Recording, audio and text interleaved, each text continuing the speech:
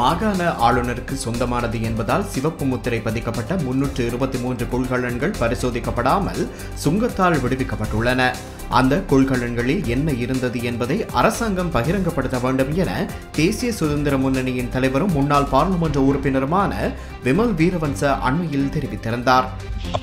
ආරංචි විදියට මේ ආණ්ඩුව පත් කරපු එක්තරා පළාතක ආණ්ඩුකාරවරයෙකුට අයිති කන්ටේනර්. එතකොට මේ 320 ගාන ඇතුලේ මොනවද තිබුණේ? මොනවද මේ රට ඇතුලට ආවේ? මේ ඉතා බරපතල ප්‍රශ්නයක්. හැමති කෙනෙකුට කොහෙද බලතල තියෙන්නේ කන්ටේනර් පරීක්ෂා කිරීමකින් තොරව එළියට දාන්න. අනික තමන්ගේ ගජමිතුරන්ගේ තමන්ගේ ආණ්ඩුකාර.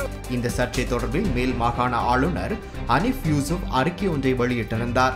சோதனை செய்யப்படாமல் துறைமுகத்திலிருந்து விடுவிக்கப்பட்ட கொள்கலன்கள் தொடர்பில் தம் மீது சாட்டப்படும் குற்றச்சாட்டுகளை மறுப்பதாக மேல் மாகாண ஆளுநரும் எக்ஸ்போ லங்கா தொழில் நிறுவனத்தின் நிறைவேற்று பணிப்பாளருமான அனிஃப் யூசுப் தெரிவித்தார்.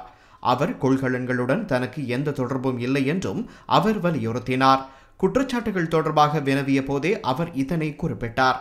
இந்த குற்றச்சாட்டுகளால் தான் வருத்தமடைந்ததாகவும் ஆளுநர் கூறினார். தான் ஒருபோதும் அரசியல் செய்ய வரவில்லை என்றும் மக்களுக்கு சேவை செய்ய மட்டுமே விரும்புவதாகவும் அவர் சுட்டிக்காட்டினார். மேலும் கருத்து தெரிவித்த அவர் மேல் மாகாண மக்களுக்கு பயனுள்ள பணிகளை மேற்கொள்வதே தனது நோக்கம் என்று தெரிவித்தார்.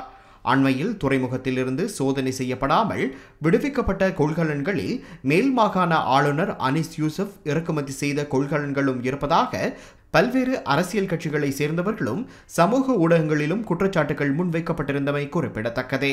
மேலும் இந்த சர்ச்சை தொடர்பில் சட்டத்தரணி ஷிராஸ் நூர்தீன் இப்படி கூறுகிறார்.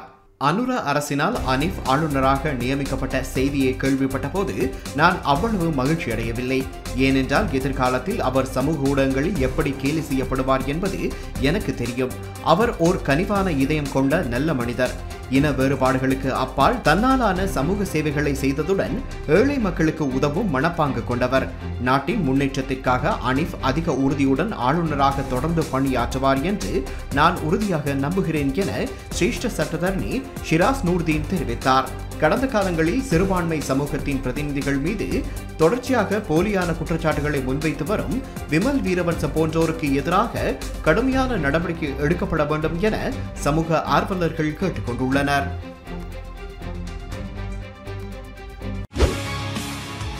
செய்திகளை உடனுக்குடன் தெரிந்து கொள்ள உடனே சப்ஸ்கிரைப் பண்ணுங்க.